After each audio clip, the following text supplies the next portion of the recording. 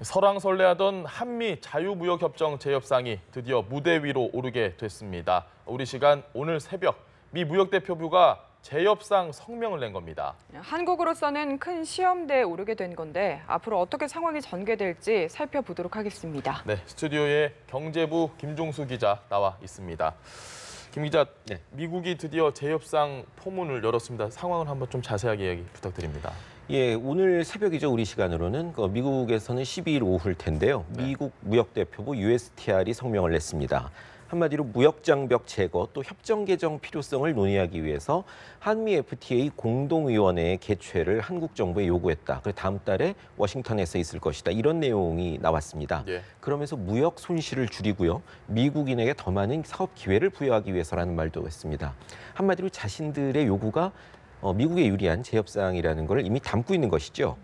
한미 FTA가 발효된 게 2012년 3월 15일 0시입니다. 그러니까 네. 5년 4개월 만에 협상에 대해서 기존 협상을 갖다가 고치자는 그런 요구가 나온 겁니다. 그러면서 USTR 대표가 FTA를 하게 된 뒤에 미국의 상품 무역 수지 적자가 2배로 늘어났다는 이야기도 했거든요. 예. 전반적으로 형식적으로는 한미 FTA 공동위원회를 개최하자는 것이지만 협정을 고쳐서 미국에 유리하게 고쳐서 무역 적자를 줄이겠다 이런 의도를 노골적으로 드러낸 겁니다. 네.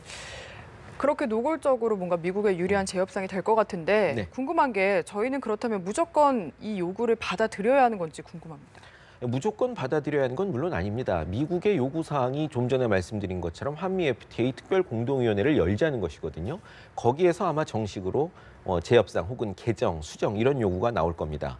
현재 미국 쪽에서 온 문서상으로는 재협상이라는 표현은 쓰지 않습니다. 협정문상에서 필요한 한미 FTA 공동위원회에서 논의한 건 개정, 수정 이런 것이거든요. 용어에 맞춰서 개정, 수정 표현을 써왔는데 일단 한미 FTA 공동위원회는 한쪽이 요구하게 되면은 30일 내에 열게 돼 있습니다. 다음 달에 열자는 얘기가 그거를 반영한 거라고 볼 수 있고요. 예. 또 한쪽이 그런 개정 내지는 재협상을 요구하게 되면은 양국이 각자 거쳐야 될 절차가 있습니다. 미국도 재협상을 하기 전에 최소 90일 전에 예. 미 의회에 통보를 해야 하는 절차가 있고요. 우리도 재협상을 하게 되면 통상 절차법상 국회 승인을 얻어야 됩니다.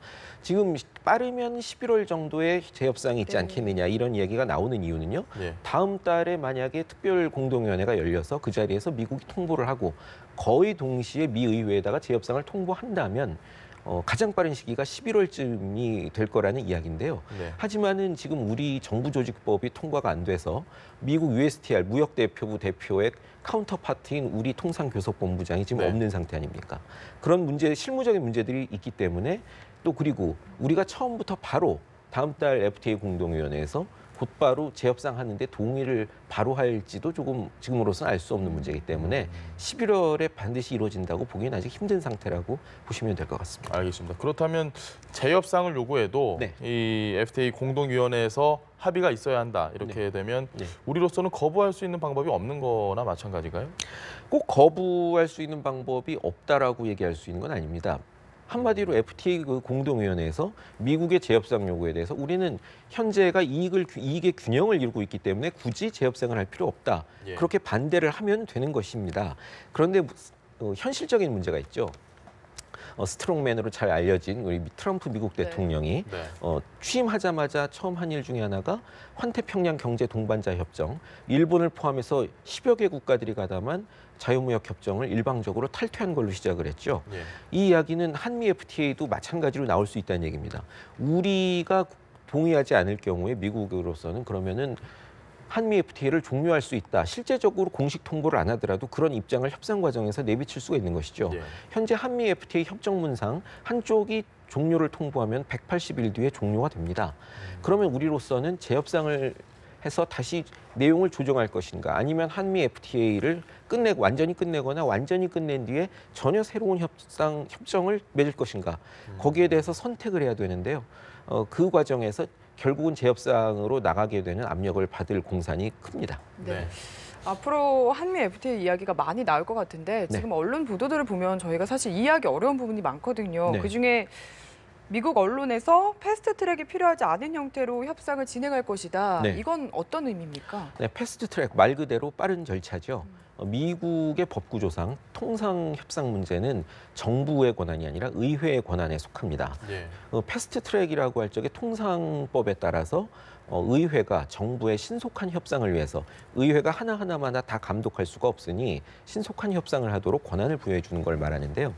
그게 불필요하다는 건 실질적으로 협상 과정에서 의회의 승인을 얻을 필요가 없고 그 얘기는 더 넓게 보면은 협상 과정에서 미국 국내법을 고쳐야 될 필요성이 별로 없을 것이다라는 얘기인데요. 결국 미국이 우리 측에다가 어떤 요구를 자신들에게 유리한 요구를 내놓을 수는 있지만 우리가 거기에 대한 상반대로서 미국은 이런 걸 고쳐달라고 요구하더라도 미국 법을 고쳐야 될 만큼 큰 것을 합의해 주진 않겠다는 예. 간접적인 의사 표시라고 볼 수 있는 거죠. 이렇게 나올 정도로 지금 미국이 손해가 실제로 큰지 좀 궁금한데 네. 그 미국 측의 주장이 뭐 2배 정도 적자가 심해졌다 이런 주장이 타당한 부분이 있는 건가요? 네, 명목상 수치로 보면은 틀렸다고 할 수는 없습니다만 우리로서는 사실 받아들이기가 대단히 어려운 내용입니다. 오늘 아침에 그 USTR 성명서를 보면 미국의 무역 적자가 한미 FTA 5년 기간에 한 132억 달러에서 276억 달러로 2배로 늘었다. 이런 주장이 들어 있습니다. 예. 분명 그 성명에 담겨 있는 것처럼 그것은 그야말로 상품무역 적자에만 해당이 되는 것인데요. 그럼 상품무역 적자가 계속 크냐? 일단 한국과 미국의 집계 기준이 약간 다르기 때문에 수치도 약간 다릅니다. 그런데 최근 추세를 보면요. 재작년에 260억 달러 정도 됐던 우리나라의 대미무역 흑자가 작년에는 230억 달러 정도로 줄었습니다. 네. 올해 올해 들어서는 미국산 셰일가스라든가 LPG라든가 이런 거를 대거 사주면서 그 흑자 규모가 굉장히 빠르게 줄고 있는데요. 5월까지만 집계를 보면 작년 같은 기간에 비해서 37% 정도가 줄었고요. 예. 미국 자체 집계로도 1월부터 4월까지 전통적으로 우리나라가 미국의 한 5등쯤 되는 무역 흑자국이었는데요. 4월까지 집계를 보니까 그게 9등으로 떨어졌습니다. 미국 수치로 봐도 우리의 무역 흑자가 계속해서 줄고 있다는 것은 명백한 사실이고요. 예. 그리고 또 하나 봐야 될 것이 미국이 제조업이 약할 수밖에 없는 상황이지만 대신 서비스업이 압도적으로 강하지 않습니까? 한국은행의 통계를 보면 작년 우리나라가 미국한테 본 대미 서비스 수지 적자가 예. 143억 달러 정도 되는데 이게 사상 최대 규모입니다. 이 두 개를 결합해 보시면 일단 우리가 미국에서 남기는 돈이 90억 달러 정도로 줄어드는 것이죠. 그런데다가요. 작년에 우리 기업의 대미 투자가 한 90억 달러 정도 됐습니다. 근데 반면에 미국 기업의 대한 투자는 한 8.6억 달러, 10억 달러가 되지 않습니다. 결론적으로 양쪽의 이익 균형은 수치상으로 거의 맞아 있다고 보는 것이 수치상으로도 확인될 뿐더러 우리의 공식적인 입장이기도 하고요. 미국이 가장 문제를 삼고 있는 자동차만 하더라도요. 네.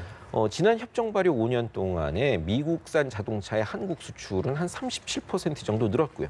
반면에 한국산 자동차의 대미 수출은 12%밖에 늘지 않았습니다. 그리고 그 사이에 미국의 우리 공장들도 지어졌고요. 예. 그런 측면에서 일단 미국이 일방적으로 손해를 보고 있는 것처럼 이야기하는 것은 객관적으로 봤을 때 사실과 부합하지 않는다고 할 수 있겠습니다. 네. 알겠습니다. 이런 부분을 좀 잘 준비를 해서 네. 달래기에 나서야 할 것 같은데 네. 현재 우리 정부의 입장 좀 정리해 주시죠. 예, 그 얼마 전에 있었던 워싱턴에서의 한미 정상회담에서 트럼프 대통령이 좀 이해하기 힘든 말을 몇 번 했었죠. 뭐 2주 전에 이미 한미 FTA가 실질적으로 종료가 됐다든가, 네. 뭐 한미 FTA 재협상이 진행 중이라든가, 우리로서는 동의해 준 적이 없는 이야기를 자꾸 끄집어냈었는데요.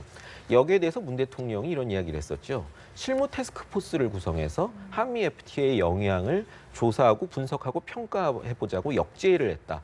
이렇게 이야기를 했는데 결국 그 이야기가 뭐겠습니까? 제가 좀 전에 말씀드린 것처럼 양쪽의 이 균형이 맞고 있고 네. 미국이 상품 무역에서는 조금 적자를 볼지 모르지만 서비스 수지라든가 우리나라의 대미 직접 투자로 거의 보상이 되고 있다는 거를 수치로 확인해보자. 네, 더 깊게 들어가 보면 이렇게 이 균형이 맞고 있는데도 억울하다고 재협상을 요구할 것인가 한번 따져보자는 이야기의 다름 아닌 거죠. 오늘 나온 정부의 공식 입장도 미국이 FTA 공동위원회를 개최하자고 요구한 것만으로 재협상을 하는 건 아니다라고 분명히 했습니다. 우리로서는 재협상보다는 이미 이번에 대통령과 함께 갔던 경제인단이 미국에서 향후 5년간 40조 원 상당의 투자와 구매를 하겠다고 이미 약속을 했습니다만 네. 이런 형태로 대미 무역 흑자를 적정한 선에서 조절하는 방안으로 재협상 이전에 미국의 요구를 좀 어느 정도 관철시켜 줌으로써 네. 재협상까지 가지 않도록 하는 것을 아마 최우선 전략으로 쓸 것으로 예상이 됩니다. 네, 알겠습니다. 지금까지 경제부 김종수 기자와 함께 이야기 나눠봤습니다. 네, 고맙습니다. 잘 들었습니다.